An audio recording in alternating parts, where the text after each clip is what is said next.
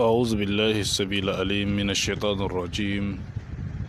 بسم الله الرحمن الرحيم. إن الحمد لله نحمده ونستعينه ونستغفره ونعوذ بالله من شرور أنفسنا ومن سيئات أعمالنا. من يهده الله فلا مضل له ومن يضلل فلا هادي له وأشهد أن لا إله إلا الله وحده لا شريك له وأشهد أن محمدا عبده ورسوله.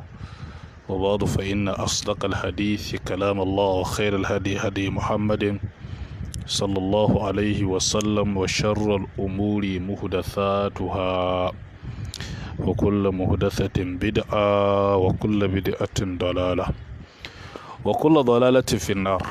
‘Yan uwa masu kallon mu da sauraron mu a daidai wannan lokaci, akwai muhimmin bayani da nake so in yi yanzu, musamman zuwa ga mabiya wannan shafi na babban malamin mu Sheikh Musa Yusuf Asad Sunna. Muna ma kowa da kowa fata alheri, muna ma kowa da kowa wato ainihin gaisuwa na musulunci. Akwai dan tsokaci da nake so in dan yi game da sha'anin cece kuce da ake dan yi, duk da mafi yawancin ayyukanmu ayyuka ta ruguza shibohin Abdul Jabbar, mafi yawancin abubuwan malamanmu sun ɗauki ragamar abubuwa da yawa, illa iyaka inda muka ga akwai ƙarin bayanin da ya kamata mu yi a matsayinmu da ɗalibai masu tasowa, muke ɗan yi game da wasu matsaloli wanda mun yi karo da su.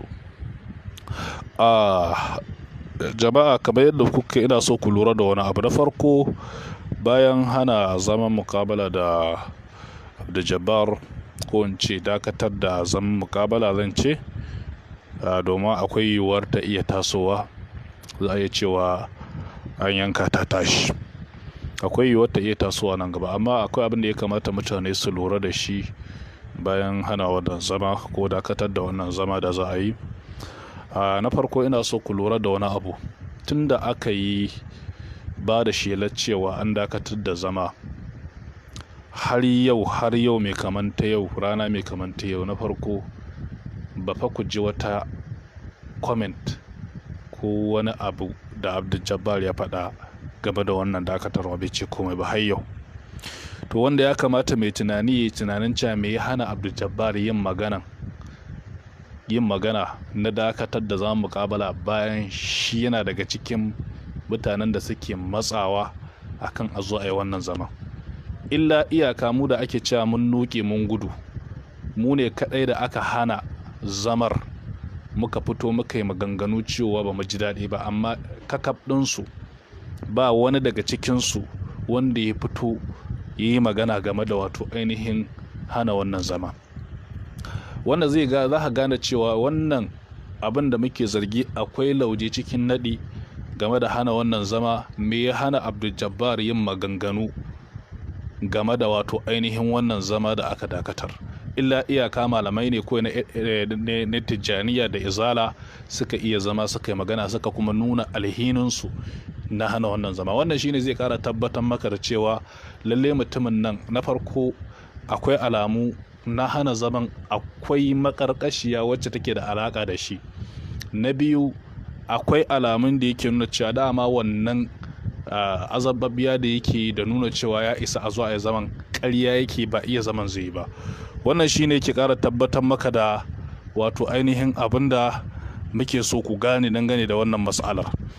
Wannan shine.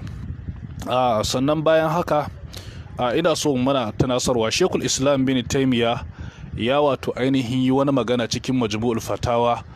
Ya yi wata magana mai mahimmanci, ke cewa idan Allah subhanahu wa ta'ala yana nufi ya ɗaukaka addininsa, abin da nasa nake so jama'a su fahimci wani abu karkashin wannan maudu'i da nake so in ɗauko, ba dogon bayani zan yi ba, amma ina so ku lura a cikin 'yan ƙanƙanin bayani, kamar da annabi yake cewa khairul kalam ma qalla wa dalla.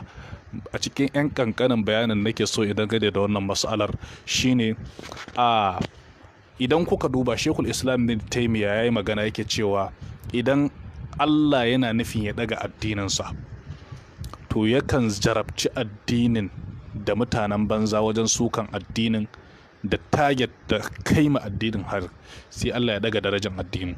Tsananin sukan Bukhari da Muslim a yau shine ya kai matakin da Sahih Bukhari da Muslim ya zamanto asahhul kutub ba'da al-Qur'an ko asahhul kitab ba'da al-Qur'an. Wato Sahih Bukhari ya zamanto mafi ingancin littafi bayan al-Qur'ani mai girma. Ana ina so in kunna wani sauti na Abdul Jabbar wanda zan iya cewa garin tone-tone kaza ta tono wukar da za ta yanka ta. Ina so ku lura da wasu maganganu nashi da kyau, sannan ina so kowa ya nazari kan wannan maganganun da Abdul Jabbar ya cikin wannan bidiyon da na zakulo, wanda su wayanda suka sa ba su san matsalar da bidiyon da za ta ja mashi ba yasa suka je suka saki bidiyon a shafin su. Amma da na yi nazari da kyau game da bidiyon na hararo wasu abubuwa da yawa dangane da mas'alar da ke tafiya na rikicin sukal Bukhari da Muslim. Barin baku da sautin domin ku ji abin da yake faɗi, sannan mu yi sharhi kan abin da ya faɗa, mu gane ina ya dosa kuma me yake nufi da wayannan maganganun nasa. Barin baku da shi.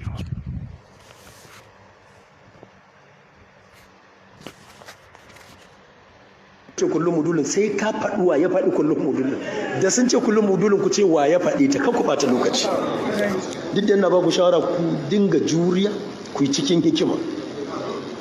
Kamar da na sha faɗa muku, ku kanku ba dan na ja ku ta hikima ba da tuntuni kun gudu. In kuka ja mutane girru shekarar ka nawa kan a zo nan gun, wanda a ranar ya fara ji shi kullun tunzura shi ake Abdul Jabbar tsinannen Allah, Abdul Jabbar makaryaci, Abdul Jabbar makiyin sahabbai, Abdul Jabbar dan kwangila, Abdul Jabbar dan barandan shi'a, abin da yake ta ji kenan, kuma bai taba jina ba, ko yana jin murya ta neman tsari yake. Wannan akwai buƙatar ba zaman miyar dabba ce ka lallaba ta, ka ce za ka kai shi matakin da kake shekara 15 ko 20 kana bina, ba kai masa adalci ba. Bi shi a hankali, yi dabara ta dabara har ya fara jina, da a hankali har ya zo gun. Da yawa in an faɗe ni da a cikin kosu suna zagina, amma yanzu ga su suna fansata da ransu, saboda sun gane ni gwal ne da za a adana, ba abin da za a yaƙa ba ne. Amma ba rana ɗaya lokaci ɗaya kuka zo gun ba, tsakaninku da Allah. A hankali aka yi haka, sai kun yi haƙuri. Da shannan shekara 1400 jijiyar sana tafiya kar. Ai mun yi sauri ma, ku yi a hankali, ku daina zafi, na ta gaya muku wannan, ku dinga bin abin da hikima. Wallahi da yawa ba su gane ba ne. Da sun fahimci wannan abubuwan inda nake fito muku da su, za su zo nan a fanshe ni da su, a kuma fanshi wannan gaske. Wanda zai ku kona, ko ku je ku karya, ko ku je ku fasa, za su gaggaura man mari. Amma mu ba a hankali, a hankali, a hankali, ba lokaci guda ba. Ku fahimci wannan, an jujjuya an musu karairayi, an musu karairayi sun hau kai lafiya da sake. Kuma da an tashi magana sai a ce muku wai duk malamai suka haɗu, ina malamai suka haɗu, kun karkashe waɗanda ba su bi ba, kun hana su magana. A gani ka ce na zo ma da bakon abu, ta yaya ta ina? Bakon abu a musnad, bakon abu a musannaf, bakon abu a bukhari, bakon abu a muslim, kuma bako. A'a, an zo maka da bakon ilimi da baka yi karatu ba, yanzu ake biya ma. To bakon abu ne a gunka, baka da ikon hana ni, yanda ban da ikon hana ka ci gaba. Amma wallahi ba zan tafi a wannan tsarin na wannan munafincin ba. Zan ci gaba da bayanin abin da Allah ya nuna mu. In ya zama laifi ko dole sai an bi wancan layin, to a shirye nake sai in ja baki na in shiru. Ai dubbai miliyoyi sun yi wannan shirin, dama ai haka ake yi, haka ji tsoro kai shirin, sai daga baya a ce ai dai an haɗu. To yaushe kuka ba mutane yanci suka yi magana? Kuna kashe su, kuna yanke harasansu, kuna datsa agararsu, kuna binne su da rai, duk suna nan a littattafai. An yi ko ba yi ba? Dan a ƙarshe ku zo ku ce an haɗu, haɗuwar da aka yi ta ƙarfi da yaji, duk wanda ya saba kun kashe shi, kun hana shi yancin magana. Dan a ƙarshe ku zo ku ce malamai sun haɗu, malaman nan duk siyansu aka yi. Ni kaɗai, saboda jahilai ne su. kun bar su sun yi magana masu ra'ayin irin nawa? Kun kashe na kashewa, kun datsa na datsewa, kun daura na daurewa, kun halaka da kun siyi wasu sun ji tsoro sun yi shiru. Ni abinda naga zan iya kima shi naga zai fidda ni gun Allah, abinda na san zai kwace ni gaban Allah shi zan faɗa. Kana da yancin ka je kowa ta su tafi shi. Wallahi waɗannan abubuwa Allah ya nuna su, ba zan ci amanar annabi ba alayhi salatu wassalam, zan iyar da su yanda na gansu. Man sha'a falyu'min wa man sha'a falyakfur. Subhana rabbika rabbil izzati amma. To jama'a masu kallon da sauraron mu, ina ji za ku iya fahimtar maganganun da Abdul Jabbar yayi, wanda ina so in dauko nukuta na farko da ya fara magana akai, sannan ku fahimci me yake nufi, me kuma ya nufa, me yake so ya dora ɗalibansa akai a wayannan jan hankalin da yake. Yanzu bari ku ji nukutan farko da ya magana akai game da adalar sahabban Annabi sallallahu alaihi wa alihi wa sallama. Bari ku ji. Kuma yanzu ka ce kullum mudulin, sai ka faɗi wa ya faɗi kullum mudulin. Da sun ce kullum mudulin ku ce wa ya faɗi ta, kan ku ɓata lokaci. Duk da yana ba ku shawara ku dinga juriya. To kun ji yana magana akan abin da ya shafi an ce sahabban Annabi sallallahu alaihi wasallam kulluhum udul, dukkanin sahabban Annabi sallallahu alaihi wasallam dukkan su adalai ne, dukkan su adalai ne. Ba ana nufin ba wai muna cewa ma'asumai ba, a adalai. In an ce adali shine mutumin da ya zama tuce alkhairansa ya rinjaye sharransa. Idan ka kasa alheransa 100 yana da kashi 80 na alheri, sauran ne a iya ce akwai zilliya da tantibe na rayuwarsa, wanda ko a jarabawa aka ba aka ce wane ya ci kashi 80, ya faɗa kashi a cikin 100 ya ci kashi 80, wannan ya riga ya wuce. Ko a cikin 100 ya ci kashi 70 ya wuce, ko a cikin 100 ma ya ci kashi 60 ya wuce, bare a ce ma suna da kashi 80 ko kashi 90 cikin rayuwarsu da adalarsu. Yana tambaya yana cewa cikin sahabban nan da ake cewa kulluhum udulun wa ya faɗa? Wanda za mu ce maka ya faɗa shine manzon Allah sallallahu alaihi wasallama, sannan Allah da kansa ya bada shaidan cewa sahabbai udul ne, domin ya tabbatar da hakan a cikin ayoyi da yawa wanda yake tabbatar da adalan sahabban manzon Allah sallallahu alaihi wasallama, sifar su wanda shine yake tabbatar maka da adalar su. To kamata ya bude ma mutane bayanan da yake sai ya kama maganan a dunkule domin ya susutar da hankalin mabiyansa, ya wawantar da hankalin da yake ba karatu suke yi ba. Tunda an faɗa ya ce wa ya faɗa. Na farko ka je ka duba hadisin Annabi sallallahu alaihi wasallam, me Annabi ya faɗa game da sahabbansa? Sai ce wallahi ba na tsoron, la akhafu an tushriku ba'di, ba na tsoron ku yi shirka bayana, yake gaya masa sahabbansa, saboda ya yadda da amincinsu da imaninsu da yaddansu da Allah da tawakkalinsa Allah, yake cewa shi ya yadda cewa sahabbansa ba za su yi shirka ba bayansa. Kuma duk inda za ka je Qur'ani idan ya kawo bayani kan masu imani yakan kawo sahabbai ne a nan ba na farko. Wannan misalin ka duba cikin suratul Fathi aya ta ƙarshe da Allah ya ce Muhammadur Rasulullah wallazina ma'ahu ashidda'u 'alal kuffari, sai ce ruhama'u bainahum, wa'inda suke tare da annabi.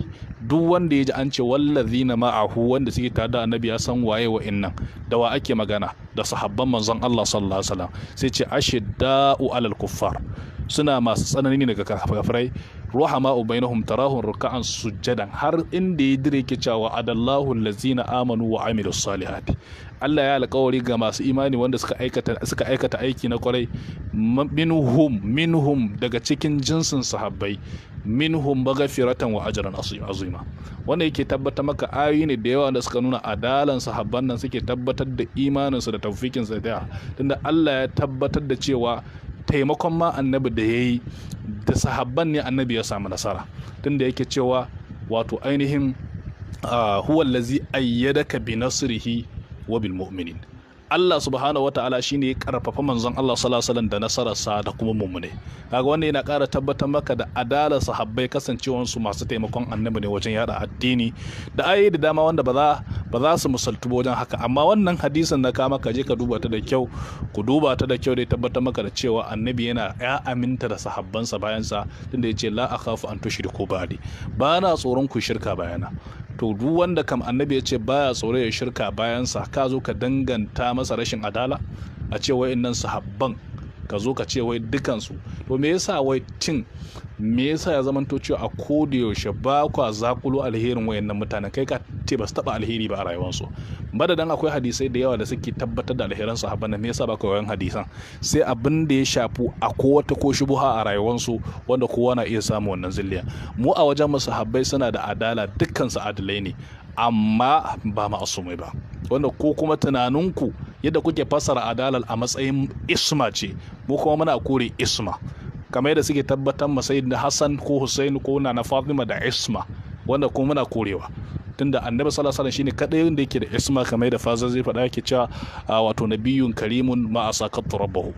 A takaice idan ka duba wannan nukuda ta farko yana nuna masa cewa wa ya faɗa cewa sahabbai dukansu udul ne.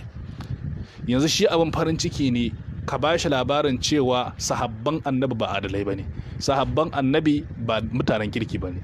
Shi abin farin ciki ne a wajen shi, tunda yana tambaya a kawo mishi huddan da ya ce wa ya ce sahabban annabi udul ne. To zai mu ce maka Allah da manzansa su suka faɗa kuma babu ja. In kuma kana da dalilin da yake kore adalar sahabbai, zuwa za ka yi ka baje shi ka kawo, ba wai za ka zo kana tambayan cewa wa ya faɗa cewa sahabban nan dukkan su udul ba. Wannan shine magana nake so ku fahimta, amma gabar da nake so ku fahimta ba a zo wajen ba, ku saurara da kyau ku ji. Ku kanku ba dan na ja ku ta hikima ba da tuntuni kun gudu. In kuka ja mutane girru shekarar ka nawa kan a zo nan gun, wanda a ranar ya fara ji shi kullun tunzura shi ake Abdul Jabbar tsinannen Allah, Abdul Jabbar makaryaci, Abdul Jabbar makiyin sahabbai, Abdul Jabbar dan kwangila, Abdul Jabbar dan barandan shi'a, abin da yake ta ji kenan, kuma bai taba jina ba, yana jin murya ta neman tsari yake. Wannan akwai buƙatar bazamammiyar dabba ce ka lallaba ta, ka ce za ka kai shi matakin da kake shekara 15 ko 20 kana bina, ba kai masa adalci ba, bi shi a hankali, yi dabara ta dabara. To wannan salon da kake gana a dujuwa ya dauka salo ne na yaudara, shine yana gaya ma mutane cewa wannan dai kalmar ta Allah. Shi yasa ka san shi mutumin da yake kan ƙarya ba wai zai gaya maka cewa yana kan ƙarya bane, amma shi da kanshi ya san ƙarya yake kai. Amma me suke yi? Wato suna yi ma ƙaryar ado ne da gaskiya, sannan suna aran usulubi ta masu gaskiya. Wannan kowa ya sani irin wannan usulubin da yake magana a ban mutane a hankali, a waye hikima, usulubi ne na ahlus sunna, dan kwata-kwata ba ma su san da wannan ba su. Amma tunda sun fahimci usulubi ne na ahlus sunna, wanda kuma usulubin na ci, ana samun nasara, mutane na fahimtar addini ta hikima, to su ma bari su yi amfani ta hikima. Kamar yadda za ku ga mutanen da suka je wajen Abu Talib suna gaya masa cewa ya gaya ma Annabi sallallahu alaihi wasallam ya daina wa'azin nan, amma mai Qur'ani ya haikaito mana cewa suka yi wato ainihin wan talaq al mala'u minhum an nimshu wasbiru ala alihatikum inna hadha la shay'un yurad. Ku yi hakuri game da bautan allolin ku da kuke yi. Kaga nan hikima suke amfani da shi domin su jawo mutane ko kuma su tabbatar da kansu cikin bautan gumaka. Haka illa iyaka irin wa'annan kalmomi kalimatul haqq ne, kalma ce ta gaskiya, amma mutanen banza suke amfani da ita zan su cimma manufarsu wajen yada shari da fasadi a doron kasa. Wannan shine abin da nake so jama'a su fahimta dangane da wannan kalmar da yake amfani. A bi mutane a hankali, shi kanshi ya san wannan magana tana rushe maganganunsa da yawa. Yau zai iya cewa abi ku hankali, gobe ya dura muku a shari'a. Yau zai iya cewa abi ku hankali, daga wani bidiyo yana cewa duk wanda ya zo Baharul Atlas ne ko menene wa mutuwa dashi, duk wanda ya zo wajen inda librarian sa yake a danne shi a yanka. Ya faɗi wannan mangana. Sannan ga bidiyoyi da yawa inda yake dura a shari'a da zagi zuwa ga wasu malamai da sauransu, wanda bai jin kunyan Allah, bai jin kunyan manzo Allah a jikin masallaci ya dura a shari'a. Amma anan kaga yadda yake yana so ya isar da wata manufa tashi ta shi an ci, yana cewa abu mutane a hankali, ai hikima ce. Da ma ku fahimci wannan abin da kyau. Gabar da nake so in je ban zo ba, ita ce nake so in rufe da ita. Gaban nan ku yi hakuri ga bayanin. Da a hankali har ya zo gun, da yawa in an faɗe ni da a cikin kosu suna zagi na, amma yanzu ga su suna fansata da ransu, saboda sun gane ni gwal ne da za a adana, ba abin da za a yaƙa ba ne. Amma ba rana ɗaya lokaci ɗaya kuka zo gun ba, tsakaninku da Allah. A hankali aka yi haka, sai kun yi haƙuri. Da shannan shekara 1400 jijjar sana tafiya kara. Ai mun yi sauri ma, ku yi a hankali, ku daina zafi, na ta gaya muku wannan, ku dinga bin abin da hikima. Wallahi da yawa ba su gane ba ne. da sun fahimci wannan abubuwan inda nake fito muku da su, za su zo nan a fanshe ni da su, a kuma fanshi wannan gaskiyar da su. Wanda zai ce ku je ku kona ko ku je ku karya ko ku je ku fasa, za su gaggaura man mari. Amma mu ba a hankali a hankali a hankali, ba lokaci guda ba. Ku fahimci wannan, an jujjuya an musu karairayi, sun hau kai, lasiya ma hajjabun asakir. Kuma da an tashi magana sai a ce muku wai duk malamai sun hadu, ina malamai suka hadu, kun karkashe waɗanda ba su bi ba, kun hana su magana. Irin yanda to ku ji wannan kalma, wannan gaban nake so jama'a da kyau ku ji ta. Akwai abin da nake so in gaya muku. In an yi magana cewa idan an magana sai ku ce malamai sun hadu, bayan kun kakkashe malaman kun hana su magana. Ka ji da kyau, ina so in ya gama kaiwa gabar ya dira, ni kuma sai in hau, sai nuna maka abin da yake so isarin mutane a nan, kuma zan gaya maka da misalai dan ka gane abin da muke so nuna maka. Kar ku tsammanin malaman suna za su ci amanan ku, wallahi gaskiya muke gaya muku. Wanda yake ganin cewa hayaniya ce, wallahi na ranzar Allah ka tafi daga nan habban duniya, na ranzar Allah sai ka tadda gate din karshe a kulle yake, ba za ka samu isa zuwa ga hanyar zira ba. Wannan shine abin da nake so ku fahimta. Da haka ku fahimci wannan kalmar da kyau. Bari mu buku. Allah ya tsare ni ba da tintini sun ban goba na tafi na daina magana. Abin da suka yi ta yi kenan tun a wancan lokacin. Kun bari an yi magana ne ya kuke cewa malamai sun haɗu. Sai in mamakin yadda aka yi zama bakon abu, ina cewa a duba musnad da abu da aga abu ya zama bako. In bako ne bai dace a buɗe musnad na Ahmad dan Hanbali shekara 2200 a ganshi a ciki ba, ko musannab na Abubakar ibn Abi Shayba a buɗa a gani, ka ce na zo ma da bakon abu. Ta yaya, ta ina? Bakon abu a musnad, bakon abu a musannaf, bakon abu a Bukhari, bakon abu a Muslim, kuma bako. A'a, an zo maka da bakon ilimi da baka yi karatu ba, yanzu ake biya ma. To bakon abu ne abunka, baka da ikon hana ni, yanda ban da ikon hana ka ci gaba. Amma wallahi ba zan tafi a wannan tsarin na wannan munafincin ba. Zan ci gaba da bayanin abin da Allah ya nuna mu. In ya zama laifi ko dole sai an bi wancan layin, to a shirye nake sai in ja baki na in shiru. Ai dubbai miliyoyi sun yi wannan shirin, dama ai haka ake, haka ji tsoro kai shirin, sai daga baya a ce ai dai an haɗu. To yaushe kuka ba mutane yanci suka yi magana? Kuna kashe su, kuna yanke harasansu, kuna datsa agararsu, kuna binne su da rai, duk suna nan a littattafai.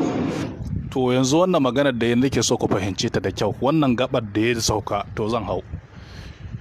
Ya ce yaushe aka bin malamai ma suka yi magana a kai, bayan ana kakkashe malaman, ana binne su da rai, ana yanka agaransu, ana kaza ana kaza, an hana su magana, sannan za su tsorata ka, sannan in ka ji tsoro kai magana, daga baya sai a zo a ce malamai sun yi ittifaki sun hadu. Abin da yake nufi shine, yanzu idan kun duba, akwai alwadda'una kathirun, akwai alwadda'una kasirun min akabiri, wato min akabiril, wato ainihin mashhurin, min akabiril mashhurin.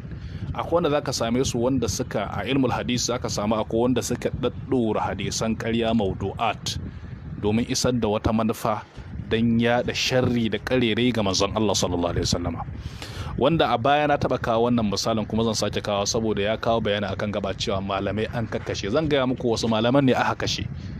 Shin malaman da yake magana ko kuma kenan yana so ya tabbatar maka idan mun ka maka malaman da aka kashe, to sai ya tabbatar maka da cewa waye Abdul Jabbar, kuma waye yake bi, kuma su waye magabatansa. Wannan yana tabbatar maka da cewa ba wai bai da magabaci bane, yana da magabata. Magabatan nan su ne waɗanda suka yi nufin rusa addini da sayyid Bukhari, Allah ya tona asirinsu, aka yi sa'an kashe su. Akwai zindiƙai da yawa wanda suka yayyada ƙarerai domin hakaito abubuwa da ƙarerai su danganta shi ga manzon Allah sallallahu alaihi wasallam, wanda babu shi ma anzalallahu biha min sultan. Na farko baran baku sunan mutum ɗaya wanda magabacin Abdul Jabbar ne da yake cewa an kashe. Na farko akwai Muhammad bin Sa'id al-Maslub, wanda Abu Ja'far al-Mansurin ya kashe shi, wanda ya kirkire hadisai da yawa ya jingina ta ga manzon Allah sallallahu alaihi wasallama. Daga cikin hadisan da ya kirkira ya jingina ga manzon Allah sallallahu alaihi wasallam akwai hadisin ana khatimun nabiyyin la nabiyya ba'di illa an yasha Allah. ni ne annabi ya ce ni ne cikamakon annabawa, babu annabi bayana sai fa yadda Allah ya so. Wannan yana daga cikin hadisin da Muhammad bin Sa'id al-Maslub ya danganta ta ga manzon Allah sallallahu alaihi wasallama. Wannan hadisin wanda Abu Ja'far al-Mansur ya kashe shi, da kaga kenan maganin da yake cewa malaman an hana su, wasu malamai ne Abdul Jabbar ke cewa an hana su magana, su ne irin Muhammad bin Sa'id al-Maslub, su ne magabatan Abdul Jabbar. Kenan wa'innan masu danganta karerai da hadisan ƙarya zuwa ga manzon Allah sallallahu alaihi wasallam da kalifofin baya suka yaka aka kashe su, su ne magabata Abdul Jabbar da yake cewa an hana su magana, domin ya kama maganan a dunkule ne. In kuma wani yana ganin cewa ba haka bane, yana iya fitowa, mu zuciyarmu a buɗe yake, kamar bayanin da in mun san gaskiya ne karba za mu yi. Mu na hana atba'u dalil ne, aina ma malam Namil, duk inda dalili ya garkata mu ma za mu karkata na. Wannan na kawo muku na farko kenan ko Muhammad bin Sa'id al-Maslub, wanda ya danganta hadisi da cewa ana khatimun nabiyyin la nabiyya ba'di illa an yasha Allah, babu annabi bayana sai yadda Allah ya so. Kenan nan gaba a iya samun wani annabi kenan nan gaba, kaga kenan ana neman a rusa addini, kamar yadda Saja ta ce ita annabiya ce a lokacin zamanin su Khalifa Abubakar. Aka ce baki ji annabiya ce la nabiyya ba'di ba, annabiya ce babu annab bayana ba, ta ce ai naji, bai ce la nabiyyatu ba'di ba, babu wata annabiya bayana. Annabi ya ce bai ce annabiya ba. Yana iya kyai sai ta kafa hujja cewa yana iya yiwa a samu ba annabiya bayan manzon Allah. Kaga yadda suka dirketa addini, suka so su karkatar da addini, su dulmiyar da addinin musulunci. To su ma anan kaga Muhammad bin Sa'id al-Maslub nan ya bude wata kofa ne da yake so ya ruguza da'awar manzon Allah, tunda yace babu annabi bayana sai yadda Allah ya so, ya ce annabi ne ya faɗi wannan magana. To wannan idan ka duba wanda Imam Zahabi ya faɗa cikin Al-Mughni fi du'afa, ya faɗa a cikin bayani, wanda ina ga ya kawo shi a cikin juz'i na 6 a shafi na ina ga a shafi na 5553 ya kawo wannan bayanan. Sannan baran ka muku mutane wanda shi Muhammad bin Sa'id al-Maslub ya ainihin danganta wannan hadisai da dama wajen manzon Allah sallallahu alaihi wasallam domin rushe hadisi, wanda ya dora hadisai masu yawa, wanda ya danganta sai ce hadisin marfu'i ne. Hadisin Anas, ya kirkiro hadisi da yawa na Anas sai ce hadisin marfu'i ne. Sannan da irin su Abdulkarim bin Abil Auja, wanda duk wanda ya zuwa cikin kissar ibn Abil Auja, wanda duk wanda ya je duba tadribin rawi zai iya tarar da wannan karashin bayanin a can wajen. Amma sunansa ana ce masa Abdulkarim bin Abil Auja, wanda ɗaya daga cikin shugabannin Abbasiyin ya kashe shi a garin Basra, wanda shi ma yana daga cikin wanda ya dora hadisai na ƙarya ga manzon Allah sallallahu alaihi wasallam, wanda Abdul Jabbar yake cewa an kashe su, an hana su magana. Wanda daga cikin hadisan da ya danganta zuwa ga manzon Allah, hadisan ƙarya akwai hadisai wajen guda 4000 ya danganta ta, ciki ya halatta halal, a ciki ya halatta haram, a ciki kuma ya haramta halal a cikin wannan littafin, a cikin wannan hadisan, wanda ya danganta zuwa ga manzon Allah sallallahu alaihi wasallam, wanda ɗaya daga cikin shugabanni na Abbasiyin ainihin ya kashe shi. To kaji mutum na biyu da aka kashe ko, wanda Abdul Jabbar yake danganta kansa da su, wanda su ne magabatansa makaryata. Domin abin da yake nufi ke barin ƙara ku sa muku ku ji bayanan nasu domin ku tabbatar da ba kage maka masa ba. Ba zan tafi a wannan tsarin na wannan munafincin ba. Zan ci gaba da bayanin abin da Allah ya nuna mu. In ya zama laifi ko dole sai an bi wancan layin, to a shirye nake sai in ja baki na in shiru. Ai dubbai miliyoyi sun yi wannan shirin, dama ai haka ake, haka ji tsoro kai shirin, sai daga baya a ce ai dai an haɗu. To yaushe kuka ba mutane yanci suka yi magana? Kuna kashe su, kuna yanke harasansu, kuna datsa agararsu, kuna binne su da rai, duk suna nan a littattafai. To ka ji maganan da yake cewa an hana mutane magana, ana kashe su, duk suna nan a littattafai. To ga wanda yake magana anan, wa'annan makaryatan makiya manzon Allah da suka jefa karerai suka danganta shi ga manzon Allah, su ba da Jabbar yake magana, hana su magana. Kuma in ba su wanda ya fito ya gaya mana wa aka kashe, wa aka hana magana. Wayannan malaman da suka bayyana suna karantar da mu sunnar annabi zalla gaddan ɗariyan, a'a su ne yake nufin cewa malamai ne na ƙarya da suka fito suka ce sun haɗu, sauran da suka fito ainihin wato ainihin suke kokarin toshe sunnar annabi, su dakile sunnar annabi, su yake nufi wanda aka samu sa aka kashe wasu kuma aka fito aka tona musu asiri, su yake magana an hana su magana. Ya kamata ya fito ya bayani. Wannan bidiyon kaza ne garin tone ta tono wukan yanka ta. Wannan na farko kenan. Sannan na biyu akwai daga cikin masu, na uku kenan, daga ciki akwai masu fadanci da kuma kusanta zuwa ga sarakuna da shugabanni, wanda daga ƙarshe sai su ringa kirkiro hadisan ƙarya suna danganta domin girmama wayannan shugabannin da samun na goro wajen wayannan shugabannin. Daga cikinsu akwai irin su Gayyas bin Ibrahim, wanda ya kirkiro hadisai da yawa wajen danganta manzo Allah sallallahu alaihi wasallam wasu abubuwa da bai dace ba.